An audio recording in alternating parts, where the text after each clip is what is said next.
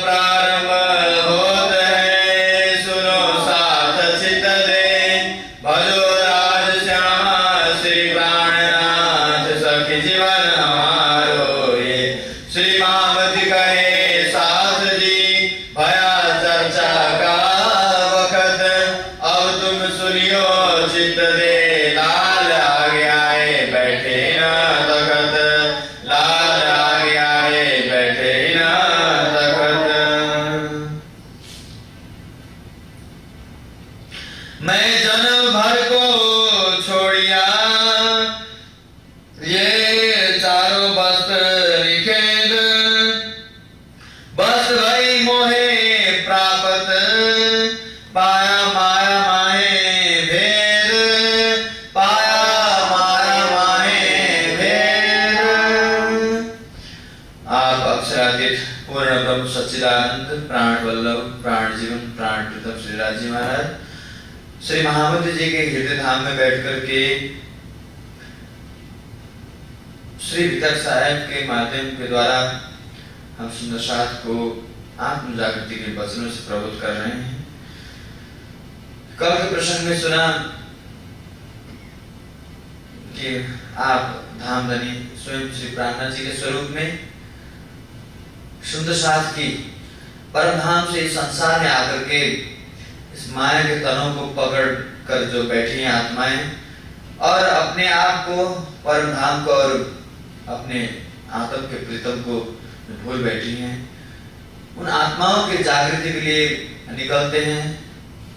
तो दीप बंद से जब वो निकले ठट्ठा नगर में चिंतामणि जी जो सबसे उस समय के उस जमाने के बहुत ही प्रतिष्ठित बहुत विद्वान कवि संप्रदाय के आचार्य जी जो चिंतामणि जी थे, उनसे जाकर के ज्ञान चर्चा हुई और कुछ सवाल जवाब हुआ। तो उनके अंदर परम धाम की आदम होने के नाते उन्होंने अपने अंदर की जो कमी है, वैसे तो सर्वज्ञान संपन्न पूर्ण ज्ञानवान तो पूर्ण ब्रह्म परमात्मा ही है इस दुनिया के अंदर। परमात्मा को छोड़कर इस दुनिया के अंदर कोई भी ज्ञान के दृष्टि में कोई पूर्ण नहीं, क्योंकि परमात्मा ही एकमात्र पूर्णमदः पूर्णमिदं पूर्णात् पूर्णमुदच्यते पूर्णस्य पूर्णमादाय पूर्णमेवावशिष्यते। परमात्मा और परमात्मा के धाम में कोई भी चीज वहां जोड़ भी नहीं सकते और वहां कुछ निकाल नहीं सकते, घट भी नहीं सकता है, पूर्ण अति पूर्ण है। तो परमात्मा ही पूर्ण है। और इस संसार के अंदर जो अपने आत्मा के कल्याण चाहने वाले, जो खोज करने वाले जो ज्ञानी जन होते हैं, जब वो देखते हैं कि सामने वाला जो भी ज्ञान चर्चा कर रहा है वो ज्ञान चर्चा मेरे पहुंच से ऊपर की है, तो तुरंत वो उसके चरण में शरणागत हो जाता है। बोलो श्री प्राणनाथ प्यारे की। लेकिन उसके अंदर जीव पूरा अगर ज्ञान के अहंकार में अगर हो तो वो शरण में नहीं जा सकता। लेकिन उन श्रेणियों से भिन्न थे चिंतामणि जी आचार्य। उन्होंने पहचान लिया कि जो उनके गुरुदेव जो कबीर साहब जी थे, उन्होंने बताया था कि जब बीतेगा 5000 तब आएगा पार ब्रह्म सांचा। कलयुग की जब 5500 वर्ष व्यतीत होगी तो उस समय पूर्ण ब्रह्म परमात्मा इस कलयुग में निष्कलंक बुद्ध स्वरूप में प्रकट होंगे। ये कबीर जी कहा है। गुरु नानक देव जी ने कहा कि पार पुरुष का घूमे दासा, देखन आया जगत तमाशा। पर ब्रह्म का मैं सेवक हूं, संसार के तमाशा को देखने के लिए मैं आया। जब ग्रहण लगेगा 3412 तब कलयुग का होएगा निर्वाण। कलयुग में 3412 ग्रहण लगने हैं कबीर जी के मतानुसार, और एक ग्रहण के लगने से 125 वर्ष कलयुग के नष्ट हो जाते हैं। एक ग्रहण के लगने से कलयुग के 125 वर्ष नष्ट हो जाते हैं। और कभी चंद्र ग्रहण और सूर्य ग्रहण दोनों लगते हैं। तो उसमें से तो कलयुग की उम्र 4,32,000 है, और उसमें से 3400 ग्रहण कलयुग में लग रहे थे, तो एक ग्रहण में 125 वर्ष अगर नष्ट होता है तो 125 से 3412 ग्रहण को गुना कर दीजिए, कितना होता है? 4,26,000 होता है।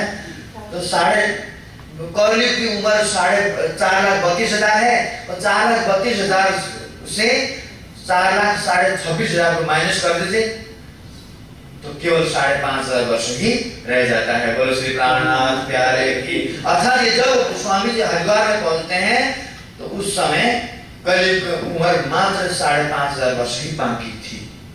लेकिन ज्योतिषियों के पास जाइए तो वो तो आज भी कहेंगे कि नहीं, अब कलयुग की उम्र तो 5,500 वर्ष व्यतीत हुई है। लेकिन वहां पर लिखा हुआ है, इधर वाले दीवार में वहां रामचंद्र जी और वशिष्ठ जी के संवाद वहां पर लिखा हुआ है, उसमें श्लोक आया है, 10 सहस्राणि वर्षाणि पंच सूर्येन्दु पर्वाणि कलिक क्षय भविष्यन्ति शब्द तारके स्वग्री। ये रामचंद्र जी कलयुग में एक, अभी तो तुम त्रेता युग में हो, कलयुग में एक अनहोनी घटना घटेगी। कौन कह रहे हैं? गुरु वशिष्ठ त्रेता युग में समझा रहे हैं, गुरुकुल में जब शिक्षा देते हैं उस समय समझाते हैं।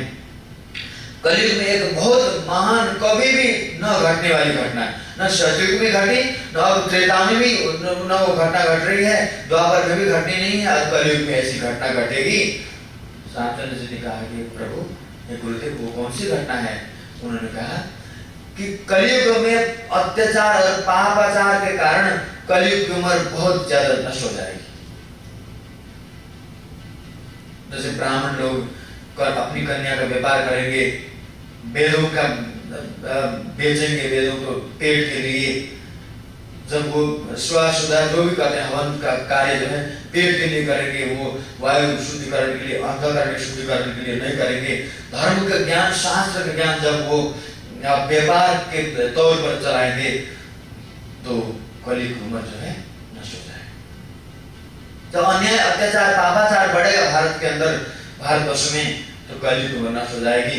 या तो 10,000 वर्ष रह जाएगी, या एक ही अत्याचार के कारण 10,000 वर्ष समाप्त हो जाएगी एक ही बार में।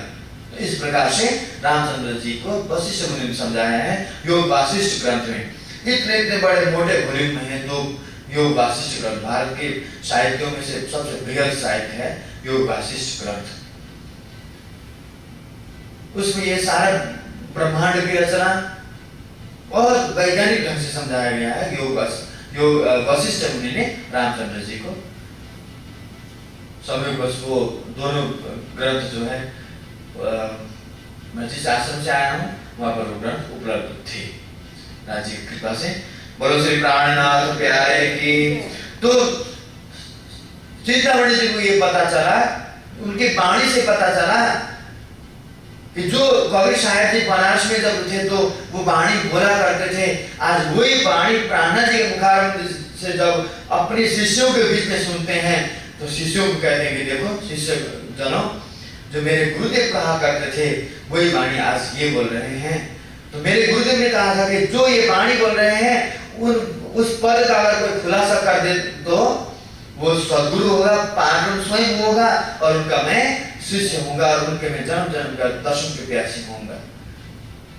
तो आज वो वाणी अगर पूरी हो रही है तो अब हमें कुछ नहीं सोचना है, उनके चरणों में जाकर लिपट जाना है। बोलो श्री प्राणनाथ प्यारे की।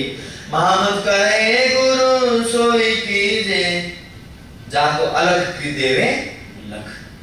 हमें गुरु उसी को करना चाहिए जो आज तक परमात्मा के विषय में कोई निराकार कह रहे हैं, कोई साकार कह रहे हैं, कोई कण कण में बता रहे हैं, कोई घट घट में मान रहे हैं। निराकार से परे रहने वाले जो परम सत्य परमात्मा है, जो कभी भी बदलते नहीं है, कभी उनका रूप बदलता नहीं, कभी उनका धर्म बदलता नहीं, कभी उनका स्वभाव बदलता नहीं है, ऐसे परमात्मा को अगर हम इस झूठे शरीर के अंदर, संसार के झूठे तत्वों को अगर मानते हैं तो परमात्मा भी झूठे हो जाते हैं। सत्य और झूठ हमेशा से अलग है और अलग ही रहते हैं। झूठ बदलता रहता है, हमारा शरीर ये झूठा है, नाशवान है, माँ के गर्भ में बहुत छोटा था, आज इस रूप को प्राप्त हुआ है, कल मृत्यु भी इसकी हो जाएगी। लेकिन सत्य कभी भी बदलता नहीं है, और ऐसे अजर अविनाशी अमर सत्य परमात्मा का धाम सब कुछ इस संसार के अंदर होता है, तो संसार में कोई भी अज्ञानी नहीं होता। एक दूसरे से कोई भी द्वेष नहीं करते, कोई क्रोध नहीं करता, क्योंकि परमात्मा के स्वभाव में क्रोध नहीं है। वो तो प्रेम, शांति और आनंद के प्रतिमूर्ति है परमात्मा। हमें जरा सी हमारे प्रतिकूल बातें सामने आ जाती हैं, जो हमें अच्छा नहीं लगता है, तो तुरंत हमें क्रोधित हो जाते हैं। परमात्मा कभी क्रोध करना, भूख लगना, प्यास लगना और क्षुधा तृष्णा, ये सब परमात्मा के स्वभाव में नहीं है। जो जीवों का गुण है वो परमात्मा में वो गुण नहीं है। जीव और परमात्मा के गुणों में बिल्कुल भिन्नता है। बोलो श्री प्राणनाथ प्यारे की। तो इस प्रकार से वो जो इस निराकार से परे रहने वाले परमात्मा प्राणनाथ जी के स्वरूप में जब चिंतामणि जी ने उनको पाया, तो स्वयं सभी शिष्यों को लेकर के तारतम्य ज्ञान ग्रहण कर लेते हैं। बोलो श्री प्राणनाथ प्यारे की। ये होती है संसार में महान विभूतियों की ये पहचान ही यही है कि वो देखते हैं, जैसे गौतम बुद्ध ने कहा, बुद्धम शरणम गच्छामि, धम्मम शरणम गच्छामि, संघम शरणम गच्छामि। वो कह रहे हैं कि मैं भी बुद्ध हूं, तुम भी बुद्ध हो और सब कोई बुद्ध हो सकता है। अभी जो मैं ज्ञान दे रहा हूं, आने वाले दिन में ऐसे विशिष्ट ज्ञान तुम्हें मिल सकता है। इस तरह से संभावना उन्होंने जताया है। वो भी महान किसी बुद्ध के प्रतीक्षा में है। तो बुद्धम शरणम गच्छामि मतलब बुद्ध की शरण में जाएं। आओ हम सब बुद्ध की शरण में जाएं। उन्होंने ये नहीं कहा कि मैं बुद्ध हूं और तुम मेरी शरण में आ जाओ, मैं तुम्हें मुक्ति दे दूंगा, ऐसा नहीं कहा। तुम बुद्ध बनोगे तो तुम्हारे निर्माण के स्वयं तुम अपने भाग्य की रेखा तुम स्वयं लिख सकते हो। किसी दूसरे से लिखवाने की, किसी से भरोसा करने की आवश्यकता नहीं। ये प्रैक्टिकल ज्ञान बुद्ध ने संसार को दिया और ही considered as a light of Asia. Buddha जो है संसार के एशिया के ज्योति के रूप में पहचाने जाते हैं आज। बोलो श्री प्राणनाथ प्यारे की शांति किशोरी। तो इस प्रकार से चिंतामणि जी ने अपने शिष्यों समेत, उनको लगा कि मेरी मंजिल जो है अब मुझे मिल गई, अब इसके आगे मुझे भटकना नहीं है, तो शरणागत हो गए श्री जी के, तारतम्य ज्ञान ग्रहण कर लिया। और आगे लक्ष्मण सेठ की जागरी हुई, जो कल हमने सुना। भागवत के प्रकांड विद्वान थे, गीता को सब कुछ जानते थे, और यहाँ तक कि वो कुरान को भी जानते थे उस समय, लालदास जी महाराज। अब श्री जी के चरणों में आकर तारतम्य ज्ञान नहीं लिया, लेकिन कुरान के ज्ञान से भी वो बहुत कुछ जानकार थे। तो उन्होंने तारतम्य ज्ञान लिया। तो सारा तारतम्य यानी जो ज्ञान हमें ये जन्म और मृत्यु के चक्र से परिपूर्ण संसार से हमें हटाकर दूसरे ओर ले चले, जहां जाने पर हमारे जीव को, हमारे आत्म को इस संसार में आकर फिर भटकना नहीं पड़ता है, वो तारतम्य ज्ञान वहां पहुंचाता है। और व्यास जी ने भी श्रीमद् भागवत के अंदर 10वें स्कंद के अंदर 27वां अध्याय में तारतम्य के विषय में प्रसंग रखा है कि जीव को जब तक ब्रह्म ज्ञान, तारतम्य ज्ञान नहीं मिलता, तो वो संसार में लाखों भटके ज्ञान के लिए, क्योंकि अर्जुन ने कृष्ण जी ने कह दिया ना अर्जुन को, अर्जुन परमात्मा को प्राप्त करने के लिए वेदों के पढ़ करके भी मुक्ति मिलने वाली नहीं है, तपस्या करने पर भी मुक्ति मिलने वाली नहीं है। संसार के अंदर तुम जैसे किसी भूखे को भोजन दे दोगे, प्यासे को पानी पिलाओगे, ये तो तुम्हारे मानव होने के नाते ये मानवता का प्रथम गुण है, तुम्हें करना चाहिए। लोग कहते हैं अरे हम भी धर्म का पालन करते हैं, हम भी अच्छा कर्म कर रहे हैं, शुभ कर्म कर रहे हैं, इससे बड़ा और क्या है, कहते हैं कि नहीं। संसार में जाइए, उससे वर्षा बताते हैं सत्य बोलना, मानव मात्र के कल्याण में लग जाना। हम मानव है ना, इसीलिए हमारे प्रथम गुण है, लेकिन सत्य को पाने के लिए ये प्रारंभिक चरण है। बोलो श्री प्राणनाथ प्यारे की, ये प्राइमरी लेवल है। इन गुणों से संपन्न होकर के जब आगे बढ़ते हैं तो सत्य के हम सामना कर सकते हैं, उसके जो है रूबरू हो सकते हैं, अर्थात उसकी पहचान हो सकती है। लेकिन सत्य बोलना, अच्छा कर्म करना, इतने ही नहीं, परमात्मा मिलते नहीं है। परमात्मा के लिए कर्म सिर्फ अच्छे कर्म से मिलते नहीं, उसके लिए ज्ञान होना जरूरी है और धर्म को समझना जरूरी है। कर्म और धर्म में काफी अंतर है। धर्म आत्मा का विषय है, कर्म जो है शरीर का विषय है। बोलो श्री प्राणनाथ प्यारे की। जो किसी भूखे को भोजन दे देते हैं वो धर्म कार्य नहीं है, वो अच्छा कर्म हम कर रहे हैं, पुण्य कर्म कर रहे हैं।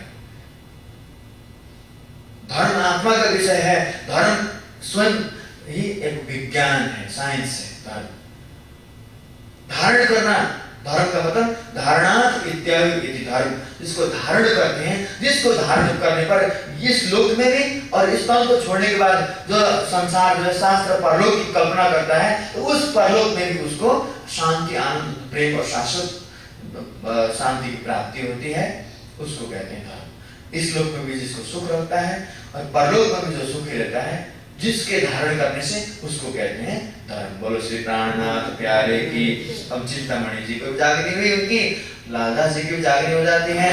और श्री जी साहेब जी वहां से आगे निकलते हैं ठठानगर से मस्कत बंदर। और कल महाराज भाई के गाल पर थप्पड़ लगी थी ना।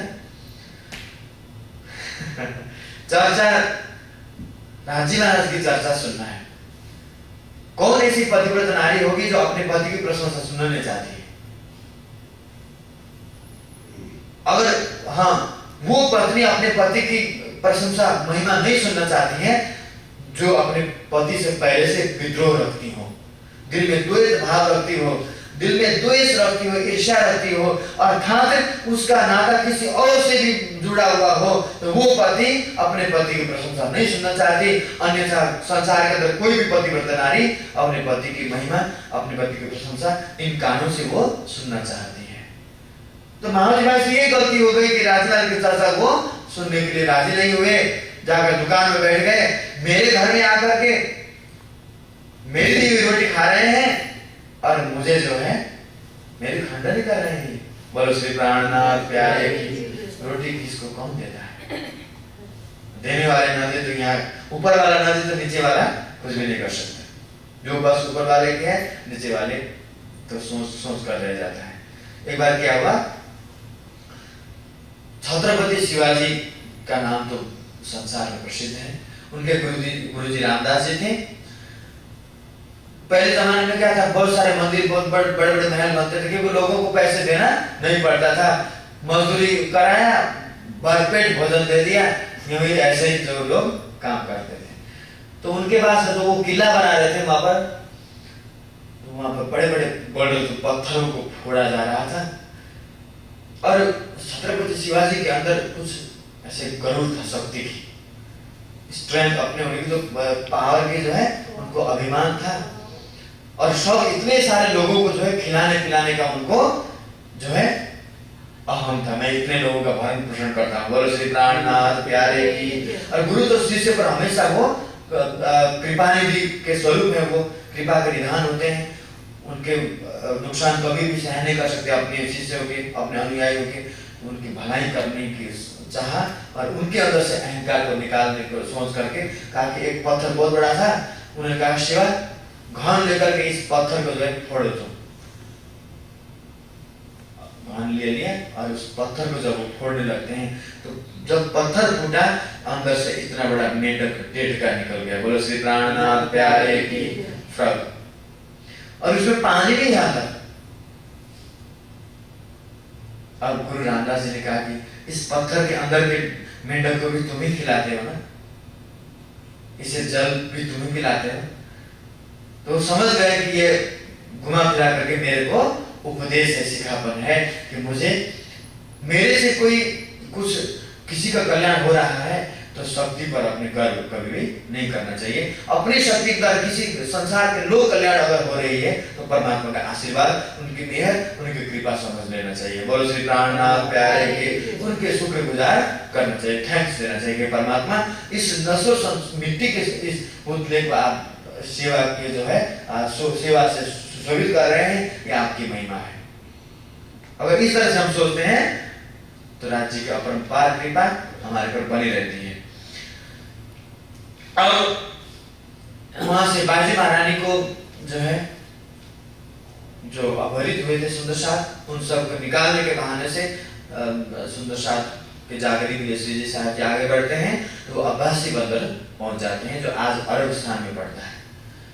अब्बासी बंदर में पहुंचे और वहाँ भैरव ठक्कर जी के साथ मुलाकात होती है। बहुत बड़े सेठ थे, ठक्कर जो है गुजरात में ही होते हैं, और इनकी जागरी भी और निजानंद संप्रदाय के जो दार्शनिक सिद्धांत को समझाने के लिए जो खान पान और आचरण पक्ष में ये चौपाई जो है प्रमाण के रूप में हर कोई संत महात्मा, हर किसी साहित्य में इस चौपाई को रखा जाता है अक्सर। बोलो श्री प्राणनाथ प्यारे की, पीना तमाकू छोड़ दो, मांस मछली सब, शराब और सर्व कैफ, पर्दा चोरी न करो।